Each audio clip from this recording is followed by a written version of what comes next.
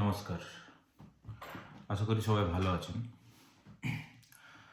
গত দুটি ভিডিওতে যা মেসেজ দিয়েছি, অনেকে দেখে হয়তো চেয়ার থেকে লাফিয়ে উঠেছেন এবং অনেকের চক্ষু চড়ক গাছ হয়ে গেছে। বিশেষ করে পলিটিক্যাল পার্টির যারা নেতা, তারা হয়তো ভাবছেন কী করব, কীভাবে অ্যাপ্রোচ করব। তো তাদের উদ্দেশ্যে কিছু কথা এই ভিডিওতে প্রথমেই বলে রাখি। সেটা হচ্ছে, দেখুন, আপনারা যেটা করছেন হয়তো এটা ভেবেই করছেন যে পরবর্তী জেনারেশনের জন্য করছি।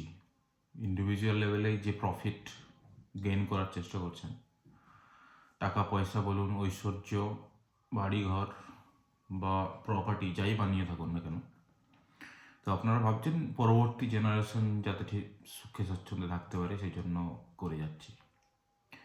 কিন্তু এটা কি ভেবে দেখেছেন যে আপনার যে পরবর্তী জেনারেশন, তারা এই মুহূর্তে কোন পরিবেশে বসবাস করছে এবং আগামী দিনে কোন পরিবেশে বসবাস করবে?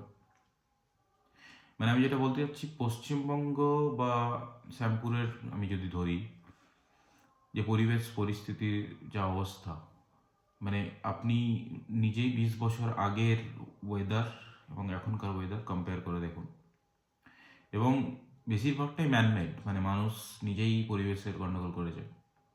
মানে ধরুন, গরমকালে যে তীব্র অসহ্য গরম, এখন হয়তো ডিসেম্বর মাস, সেই জন্য হয়তো আপনার মনে হবে যে ওয়েদার ঠিক আছে, কিন্তু তাও গত 15-20 বছর আগে যে শীতকালের ওয়েদার ছিল, সেই ওয়েদার এখন ওয়েদার, এমনকি 6টা ঋতুর, আমাদের 6টা ঋতুর 6টা তো এখন বোঝা যায় না, 3-4টে ঋতু আছে, গ্রীষ্ম, বর্ষা, আর হয়তো একটু ঠান্ডা, তাও 15 দিনের ঠান্ডা থাকে। তো ওভারঅল পরিবেশ গোটা পশ্চিমবঙ্গের ড্যামেজ হয়েছে এবং সেটা নিয়ে আমরা কেউ কোনোদিন ভাবিনি। আমি তো দেখছি অ্যাসেম্বলি বলুন বা পার্লামেন্টে বলুন, সংসদ বা যে সমস্ত এমএলএরা আছে, তারা দুনিয়ার সমস্ত বিষয় নিয়ে আলোচনা করছে, কিন্তু যেটা মেন ইম্পর্টেন্ট বিষয় এবং যেটা খুবই চিন্তার বিষয়, গোটা ওয়ার্ল্ড ডিসকাস করছে, সেটা আমরা ডিসকাস করছি না, সেটা হচ্ছে পরিবেশ, এনভায়রনমেন্ট। সেটা নিয়ে বিশেষভাবে ভাবার প্রয়োজন আছে। আপনি ধরুন, যে আগের ভিডিওতে আমি হসপিটালের কথা বলেছি, সড়কের কথা বলেছি, আগামী ভিডিওতে অন্য টপিক নিয়েও বলবো, কিন্তু পরিবেশ যদি ঠিক না থাকে, সুস্থ না থাকে, আপনি হসপিটাল, সড়ক, ব্রিজ সব কিছু ইনফ্রাস্ট্রাকচার বানিয়েও থাকবেন কোথায়? এরকম অনেক দেশ আছে, শহর আছে, পরিবেশ খারাপ হয়ে যাওয়ার কারণে তাদেরকে পালিয়ে যেতে বাধ্য হয়েছে। তো তাহলে পরিবেশ আমাদেরকে যেহেতু এখানেই থাকতে হবে এবং এখানেই গড়ে তুলতে হবে সব কিছুই, তাহলে পরিবেশটা নিয়ে ইমিডিয়েট ভাবার প্রয়োজন। মানে সড়ক হতে হসপিটাল হতে হয়তো আরও কিছু বছর টাইম লেগে যাবে, কিন্তু পরিবেশটা আমরা ইমিডিয়েট শুরু করতে পারি।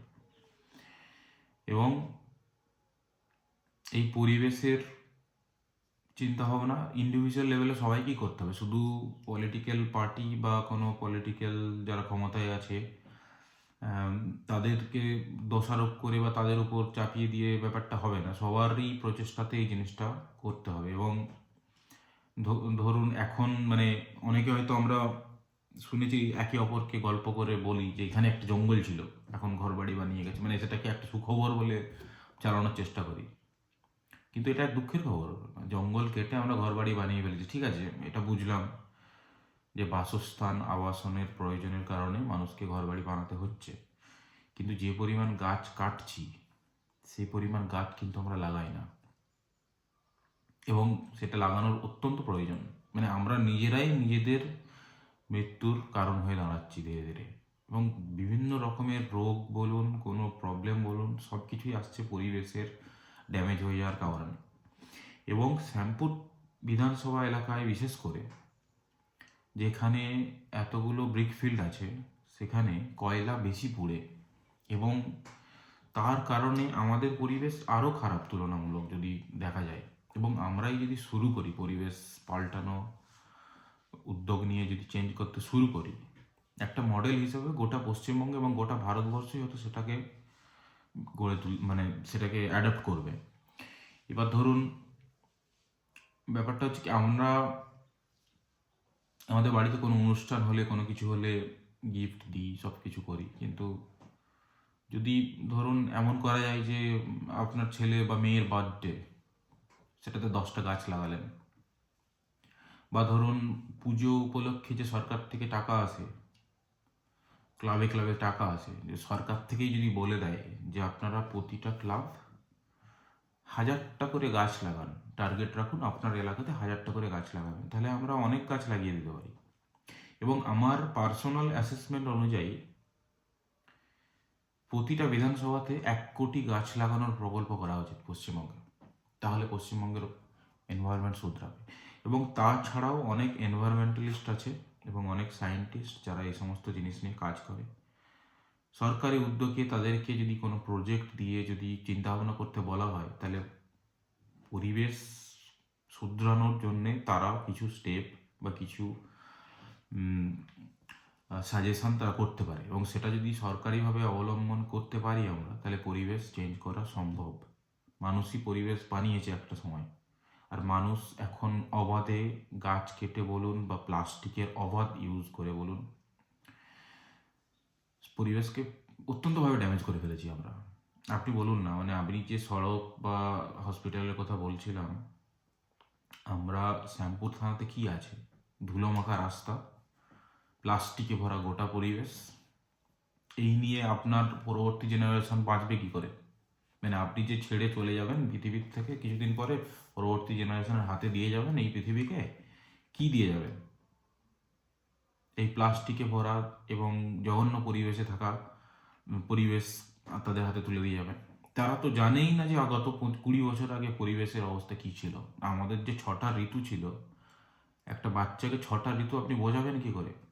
এখন দুর্গাপুজো আসলে যে শরৎকাল এবং বসন্তকাল, এই কালগুলো প্রায় ডিলিট হয়ে গেছে আমাদের জীবন থেকে। আপনি একজনকে একটা বাচ্চাকে যখন পড়াবেন 6 ঋতু, কিন্তু 6টা ঋতু আপনি দেখাতে পারবেন না। তো তার জন্য অবশ্যই পরিবেশ নিয়ে সবার ভাবা উচিত, এবং সত্যি কথা বলছি, একটা ইনিশিয়েটিভ সবাই মিলে নিন। যার বাড়িতে যখনই বার্থডে হবে, কোনো কিছু হবে, কোনো গিফট দেবেন, একটা করে গাছ গিফট দিন, মানে গাছ লাগান। ধরুন আপনার ছেলের বার্থডে উপলক্ষে আপনি 10টা গাছ আপনার বাগানেই লাগান, আপনার জমিতেই 10টা গাছ লাগান। মানে পরিবেশের জন্য কন্ট্রিবিউশন যদি সবাই করি, তাহলে পরিবেশ কিন্তু চেঞ্জ হবে। এবং অবশ্যই এটা আমি মানি যে সরকারি উদ্যোগে, ধরুন পঞ্চায়েত থেকে বলুন, প্রতিটা পঞ্চায়েত থেকে বা বিডিও থেকে, অফিস থেকে বলুন, যদি ইনিশিয়েটিভ নিয়ে ক্লাবগুলোকে আহ্বান করা হয়, আমি নিজে পার্সোনাল গ্যারান্টি দিচ্ছি, আমি ছেলে নিয়ে যাব গাছ লাগানোর জন্যে। আমি নিজে কোদাল দিয়ে মাটি কেটে আমি গাছ লাগাবো। এবং পরিবেশ একটা খুবই ইম্পর্টেন্ট সাবজেক্ট। আমি তো ম্যানচেস্টার থেকে ঘুরে এসেছি, আমি ম্যানচেস্টারের যে শিল্পাঞ্চল আমরা সবাই শুনেছি, কিন্তু এখন আর ম্যানচেস্টার শিল্পাঞ্চল সম্বন্ধে কিছুই শুনি না, কারণ সে পুরোনো দিনের যুগে ছিল। এখন ওদের প্রবলেম যেটা হয়েছিল যে ওদের ওখানেও কয়লা জ্বলতো সব, কিন্তু ওই শিল্পাঞ্চলের কারণে পরিবেশ এত খারাপ হয়ে গেছিলো, বাধ্য হয়ে ওরা টোটাল ইন্ডাস্ট্রি বন্ধ করে এখন ইলেকট্রিসিটিতে অনেক চলে গেছে। প্লাস ওদের এখন বাইরে থেকে সবই ইম্পোর্ট হয়। ড্রেস, মানে ইউকে বা ইংল্যান্ডের ড্রেস আপনি যদি বলেন, ওরা বাংলাদেশ থেকে ইম্পোর্ট করে, নিজেরা কিছু বানায় না। তাহলে পরিবেশকে এতটাই বিগড়ে ফেলেছিল ওরা, বাধ্য হয়ে ওদের ইন্ডাস্ট্রি বন্ধ করতে হয়েছিল। তাহলে আমরাও যদি সেরকম লেভেলে চলে যাই, তাহলে আমাদের কিন্তু ইন্ডাস্ট্রি বন্ধ করতে হবে ধীরে ধীরে বাঁচতে গেলে। কিন্তু সেটা তো করলে হবে না, ইন্ডাস্ট্রি আমাদেরকে রাখতে হবে, আমাদেরকে জব রাখতে হবে, আমাদের কাজ আমাদের হাতেই রাখতে হবে। কিন্তু তার মধ্যেই যদি পরিবেশটাকে আমরা ফিরিয়ে আনতে পারি, আগের মতো অবস্থায় আনতে পারি বা আরও বেটার করতে পারি, তাহলে আমাদের পরবর্তী জেনারেশন সুস্থ সবল পরিবেশে জীবনযাপন করবে। এবং আমাদের এই যে শারীরিক প্রবলেম বা এত রোগের, মানে বিভিন্ন জায়গায় বিভিন্ন প্রবলেম নিয়ে বাড়ি বাড়িতে আমরা বসে আছি, সেগুলো অনেক কমে যাবে। আপনি ভেবে দেখুন না, 20-25 বছর আগে এত রোগ ছিল না মানুষের, বাড়িতে বাড়িতে এত রোগ আসছে কেন? তার কারণ হচ্ছে পরিবেশ, এবং আমরা কেউ ভেবে দেখিনি। সবাই মিলে ভেবে দেখুন, যেমন কিছু কিছু জিনিস নিজেরাই বাড়িতে করা যায়। যেমন ধরুন আমরা প্লাস্টিক, যে কোনো জিনিস বাড়ি মার্কেট থেকে কিনে আনলে সেটা মাছই হোক সবজি হোক যাই হোক, প্লাস্টিকে নিয়ে আসি। আমরা প্লাস্টিকে করে জিনিস নেওয়া আসা একটু কমাই, একটু ব্যাগ, বাড়ির ব্যাগ নিয়ে গেলাম, আমি দোকানদারকে বললাম যে প্লাস্টিক নেবো না, আপনি আমার ব্যাগেই ঢেলে দিন, আমি বাড়িতে গিয়ে আলাদা করে নেবো। তো প্লাস্টিক নেওয়াটা কমানো। এবার প্লাস্টিক যদি বাধ্য হয়ে যদি নিতেই হয়, সেই প্লাস্টিকটাকে অবাধে আমরা কখনো পুড়িয়ে দিই, কখনো ফেলে দিই, সেটা খালে যাচ্ছে, সেটা খাল হয়ে নদী, নদী হয়ে সমুদ্র, টোটাল ইকোসিস্টেমে ড্যামেজ করে এই প্লাস্টিকটা গিয়ে। তাহলে চেষ্টা করুন যে প্লাস্টিকটা যাতে জলে বা কোনো মাটিতে না পড়ে, আপনি একটা ব্যাগে জমিয়ে রাখুন। এবং আমি এটা শুনেছি যে পঞ্চায়েত থেকে বা বিডিও থেকে এটা আসছে যে ওরা ডাস্টবিন দেবে, মানে প্লাস্টিকের জন্য আলাদা, আর সবজি, আনাজ, মাছের কাঁটা, মাংসের কাঁটা ফেলার জন্য আলাদা ডাস্টবিন এটা করবে। এটা খুবই ভালো ইনিশিয়েটিভ।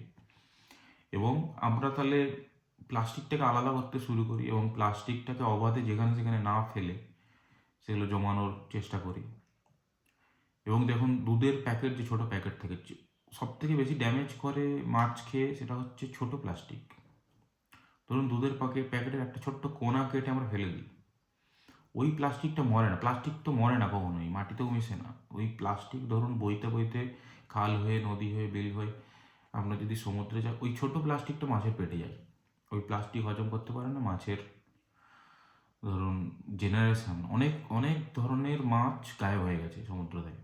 এবার ধরুন সবাই সবার উপর ডিপেন্ডেন্ট, একটা মাছের উপর আরেকটা মাছ, আরেকটা মাছের উপর আরেকটা বড় মাছ, এবং সেই মাছ যে সমস্ত পোকামাকড় খেত সেগুলো একটা পরিবেশকে একটা সমতুল্য অবস্থায় রাখার চেষ্টা করতো। কিন্তু সেই পরিবেশ খারাপ হয়ে যাওয়ার কারণে, ইকোসিস্টেম টোটাল ড্যামেজ হওয়ার কারণে পরিবেশের মধ্যে বিভিন্ন রকম প্রবলেম এসছে। সুতরাং এই যে ছোটো প্লাস্টিক কেটে ফেলানোর অভ্যেস, এগুলো যদি ত্যাগ করি তাহলে অনেকটা শুধরানো যায়। এবং সত্যি কথা বলতে কি, সরকারিভাবে যিনি ধরুন ক্ষমতায় আসবে নেক্সট, যারা আছে তাদের কথা ছেড়ে দিলাম, তারা তো কিছুই ভেবে না, সে তো আগে বলেছি। কিন্তু পরবর্তী যারা আসবে তাদের প্রধান টার্গেট হওয়া উচিত যে পরিবেশকে কন্টিনিউ ঠিক রাখা। আমি আগেই যেরকম বললাম যে 1 কোটি করে গাছ টার্গেট করে লাগানো উচিত। আমি সেটা প্রজেক্ট আমি ক্লাবগুলোকেই দিই, প্রতিটা পাড়াতে পাড়াতে ক্লাব আছে। আমি যদি ইয়াং ছেলেদেরকে বলি যে শনিবার রবিবার কিছু গাছ লাগা, তারা কন্টিনিউ প্রতি বছর ধরে একটা সার্কুলারভাবে পুরো গাছ লাগানোর ব্যবস্থা করবে, এবং আমরা আবার আমাদের গ্রামকে জঙ্গল তৈরি করে তুলব। এবার ধরুন আমাদের কাছে শো করার যেটা আছে সেটা হচ্ছে শহর। আমরা শহর, কলকাতা শহর দেখাই, কলকাতা শহরকে ট্রফি হিসেবে দেখাই যে দেখুন আমাদের শহর। কিন্তু কলকাতা শহর তো একটা শহর, শহর গড়ে উঠেছে বিভিন্ন গ্রাম দিয়ে। কিন্তু এই গ্রামগুলোকে যদি না বাঁচায়, গ্রামের পরিবেশ যদি না বাঁচায়, তাহলে শহরও মারা যাবে। শহরের সাপ্লাই কমবে শহরের সঙ্গে, এবং শহরকে আপনি যে ট্রফি হিসাবে শোকেস করছিলেন সবার কাছে, সেটাও কমবে। তাহলে পরিবেশ বাঁচানোটা বিশেষ প্রয়োজন, এবং এটা নিয়ে ইমিডিয়েট ভাবা উচিত সবাই মিলে। আমি তো মনে করি যে বিভিন্ন অনুষ্ঠান, এবং অনেক, সত্যি কথা বলতে অনেক অনেক অনুষ্ঠান যারা আয়োজন করে, সোশ্যাল অনুষ্ঠান বলুন বা কোনো মহাপুরুষের জন্মদিনে, যেমন ধরুন স্বামী বিবেকানন্দের জন্মদিন হোক, বা শ্রীরামকৃষ্ণের জন্মদিন হোক, বা রবীন্দ্রনাথ ঠাকুরের জন্মদিন, অনেক ক্লাব আছে আমি শুনেছি তারা গাছ লাগানোর একটা প্রোগ্রাম রাখে। তাদেরকে অসংখ্য ধন্যবাদ। এবং এই প্রোগ্রামটা শুধু অনুষ্ঠান উপলক্ষে জাস্ট হাত ধোয়ার জন্য কয়েকটা করে দিলাম, সেটা করলে হবে না। এটা একদম টার্গেট করে করতে হবে যে আমরা সবুজ করে দেবো। এবং ধরুন না, টিএমসি পার্টি সবুজ পার্টি, আমি একটা ফ্রিতে অ্যাডভাইস দিচ্ছি টিএমসি পার্টিকে, আপনারা টার্গেট করুন যে পশ্চিমবঙ্গকে সবুজ করে দেবো। ওই টার্গেটটা করে করুন তো, যে তুমি যদি প্লেন থেকে বা হেলিকপ্টার থেকে উপর থেকে দেখো, পশ্চিমবঙ্গকে শুধু সবুজ দেখবে। করতে পারবেন? শুধু আবির খেলে আর সবুজ কুর্তা পরে বেরিয়ে পড়লেই হয়ে গেল? আপনি সবুজ করুন, গাছ লাগিয়ে সবুজ করুন না দেখি। তো পশ্চিমবঙ্গকে সবুজ করা, সবুজায়নটা করা খুবই প্রয়োজন। পরিবেশ না ফিরলে যে রোগে আমরা ভুগছি এবং যে রোগে প্রকোপে আমরা পড়ছি বিভিন্ন সময়ে বিভিন্ন প্রকারের, সেই রোগ তো যাবেই না, উল্টে আরও নতুন রোগ আসবে। আপনি পাড়ার ডাক্তার যারা থাকে তাদের সঙ্গে আলোচনা করে দেখুন পরিবেশের কারণে কী কী কী রোগের নতুন নতুন উৎপত্তি, যে গত 20-25 বছরের মধ্যে তাদের অভিজ্ঞতা তো আছে, কী কী রোগ দেখা দিচ্ছে এবং কী কী রোগ মানে নতুন নতুনভাবে আসছে ওদের কাছে। তো চেষ্টা করুন সবাই মিলে এগিয়ে আসার। এবং আমরা যখন রাস্তায় নামবো, সত্যি কথা বলতে বাড়ি বাড়ি গেলে আমি চাইবো, আমি ব্যক্তিগতভাবে আমি চাইবো আমাকে কেউ গাছ গিফট করুক এবং আমি গাছ লাগাবো। এবং বিভিন্ন আমরা যখন টিম নিয়ে বেরোবো, আমাদের মেন প্রকল্পই থাকবে গাছ লাগানো। মানে যবে কোনো সময় ক্ষমতা আসবে বা কোনো সুযোগ আসবে, তখন হয়তো সে কাজগুলো করব, কিন্তু ক্ষমতা না থাকলেও গাছ লাগানো যায়। তো সেইগুলো নিজের বাড়িতে বা নিজের আশেপাশে বা নিজের জমিতে, জমির হিড়ে বা জমির আশেপাশেও করা যায়। রাস্তা, যে যার পাড়াতে রাস্তা আছে, ছোট বড় বিভিন্ন রকমের রাস্তা, সেগুলোতেও সবুজায়ন করা যায়।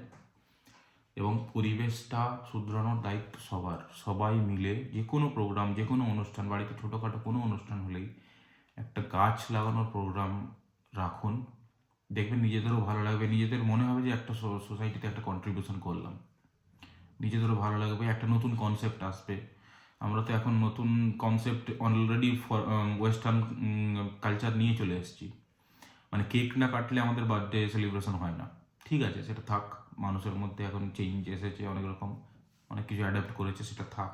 কিন্তু তার সঙ্গে গাছ লাগানোটা রাখুন প্রোগ্রাম।